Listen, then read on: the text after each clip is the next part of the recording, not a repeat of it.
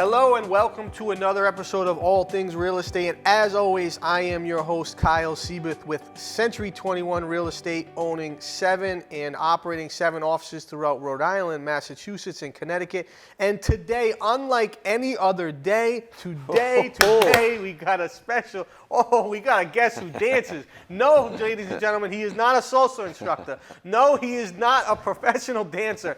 He is none other than Manny Ventura, like the pet detective, an investor extraordinaire. Manny, what's going on, man? How you doing, Kyle? Man, I'm super excited to be here today. I mean, today's special because I think we got big differences that we got to cut through the fat here.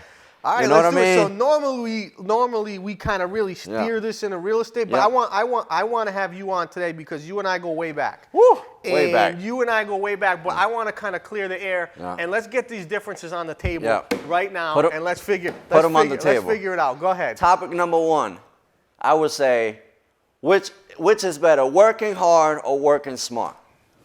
Oh, you went right for that? Right. Let's go right to the kill. Let's cut the fat. Let's get the Wagyu steak. Let's get right to the. Let's get right to. I had Wagyu the other day. Is it any good? I didn't tell the difference. I couldn't tell the difference. Yeah. Okay. It was good. I went to Florida on business, and this restaurant I was at had Wagyu. It's okay. Well, you know what they say, sell the sizzle and keep the steak. That's right, man. It was okay. So work harder, not smarter, huh? Or you're the work, you already know. You're the work hard, I'm the work smart. I'll tell you why. Yeah. Too many people go and try to work smarter before they did any hard work. So my belief is it's talk about phases and steps. Phase 1 is that hard work phase. Phase 2, hard work and working smarter, they start to level off.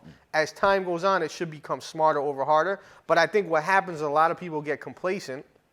They stop working hard and they start just focusing on working smarter, and they never get to that next step. All the real successful people that I know, they all still work really hard. Whether it's in different, working hard can mean many different things. It can mean working a lot of hours. Yeah. It can be working hard mentally. It can be working hard physically. But for me, that work hard component is always there. Now, of the people that you say that are really wealthy, that you're friends, are they over 40 years old? Yes.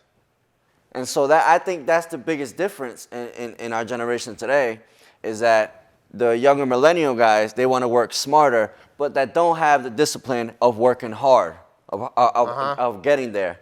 I'm in the generation of in the middle, I would say, where you work hard, but really we moved over to working smart, working online, working ways to create passive income online that allows you to work from home, and I don't have to get up and work hard. I would agree with that. I think there's a thin line, right? So you have that line of people that are like 60 to 70 that work really, really hard and grinded out 30 years of like pounding the pavement, crushing it, working to the bone.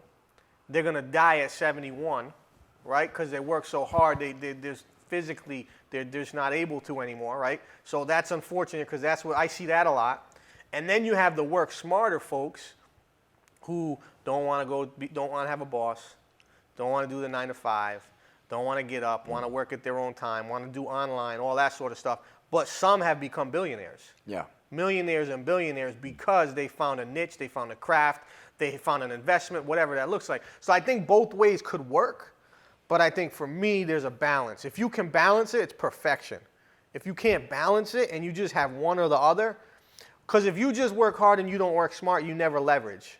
So you hit a plateau. You can only make X amount of money or success or whatever that is. You can only get to a certain level.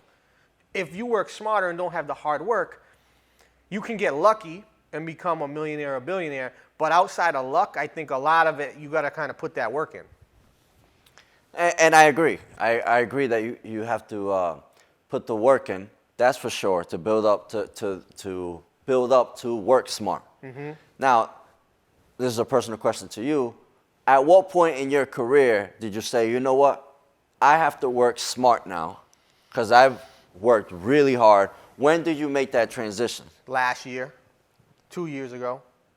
And if you were to talk to your younger self, would you tell your younger self, hey, we should work smarter earlier or at exactly the same pace you did it? time. So you wouldn't change a thing. I still tell myself now we still got to start working smarter. We're still trying to figure it out. Because I think what happens is when I take my eye off the ball sometimes and I stop working as hard on some things start to kind of fall away. Things start to fall through the cracks. I don't like that. So that's when I have to redirect myself to back on the hard stuff and then can focus. So I think there's a happy medium, but I think probably, yeah, maybe I could have done it a few years earlier, but right now I'm good. Yeah. Because I'm still under 40. So how I look at it is your 30s are your grind years. Your 40s are your income years, and your 50s are your years to appreciate it, right? Okay. So now if I can work really hard in my 30s and then 40s kind of build something up that's going to be a lot smarter to have a lot of passive stuff coming in, now I may be able to start to appreciate and enjoy a little earlier. I may be able to retire in my 40s if I really wanted to, right? How many people can do that? Yeah. Not very many. So I think putting yourself on that trajectory is important. So when you say work hard, right? Some people think work hard is 60 hours, 9 to 5. What's working hard to you? What does that mean to you?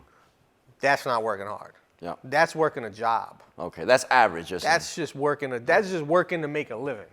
I'm not doing this to make a living. I'm doing this to build generational success. I'm doing this to build generational wealth. So what that looks like is 24/7, on call, on need, whatever needs to be done. Respect the process, understand the process, love the process enough that is all you're focused on.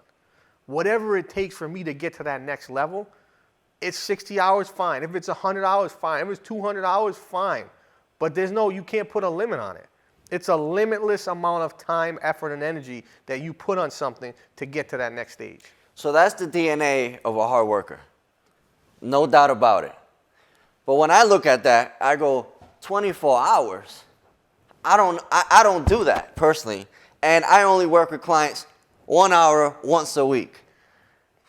And that's it, because I let the systems and the process that I have do all the hard work. I let the money I have work hard. You know very well, much more than me, in investments. But even just a younger guy like me, seeing how money works and how it works hard for you, I find giving up 24 hours of my day it's crazy. Mm-hmm. I think it's crazy, and I think it's not working smart at that level. Riddle me this, though. Let's define the word work. I don't work. I enjoy what I do. I don't work. I love the process. I love what I do. I love to go out there and make a deal happen. I love to help someone buy or sell a property. I love to be on the investment side. I love to help my investors flip. I love to help find whatever that looks like, right? So when you define work, I'm just living. I would say I'm not working. I'm living 24 hours with a purpose. A lot of people don't live with a purpose. If I'm just hanging out 24 hours, that's not purposeful. Your purpose may be to just enjoy yourself, but that's not in my lane. My lane is to have a purpose to get to an end goal. So that's how I look at it. Yes, if I were 9 to 5 in it or I was 9 to 9 in it for a job, an occupation, I'm not working smart at all. I'm working hard for someone else to make money so that I'm just pushing whatever. I'm just going out there, pushing papers around or whatever. So that's the difference, I think. I'm working for myself, I'm living for myself, and I'm enjoying it for myself. Now, most people go through life and never really find out their purpose, their passion, the thing they can put their all into. You worked in finance. I worked in finance. At what point did it go, hey, wait a minute, I got to find my purpose? And when you found real estate, how did you know it was it? Day one, I knew I wasn't in my purpose. The first day I started. But you still worked hard. I had no choice. You still got to make a living. So a lot of people don't understand. Like, I still worked hard because I had to earn an income to support some of my expenses. What happens is people get brainwashed in college and high school. They teach you a certain way and that things have to be done a certain way. You go to high school, you get good grades. You go to college, you get good grades. You go work for someone and you wait to retire. That's the trajectory. That's how it works, right? Yep. That's what it is. Yeah. Problem is, those are the most miserable, unlikable people that never find a purpose in their entire life. We should be trying to have kids that, young adults and children that start to figure out what their passion is early on. How can I monetize it? The monetization happens after. Find what you're really good at and what you love to do, and then you try to monetize it down the road. But what happens, we force feed people into these things, and it never really, by force feeding you into finance and me into finance, we have an unfulfilling life. We become miserable. We become not. You took the train just like I did it, right? 6 in the morning, every day, the MBTA train. Every day, man. Took it 6 in the morning for 10 years. So what made you do the switch?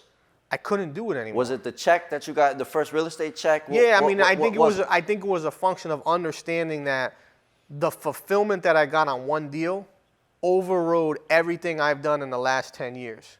Let's figure out how I can live off of this other income.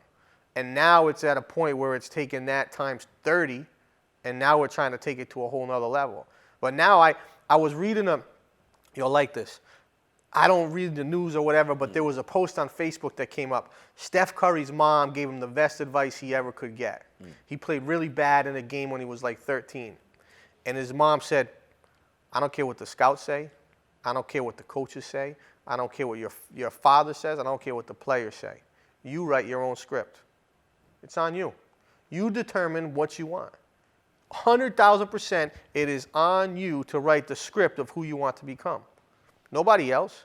What happens is so many of us live with other people, we're letting other people tell us what to do. You know what I'm saying? Like, we just allow other people to tell us what we're going to do and how we're going to live, and that doesn't work. Absolutely. And I think that, that's the DNA of corporate America, right? Keep you below just enough for you to stay, but not enough for you to actually make an impact in your own life. So you just hit that on the head, though, right? Isn't that the point of corporate America? Yeah. They keep you happy enough to stay, but not enough for you to go do your own thing. Yeah.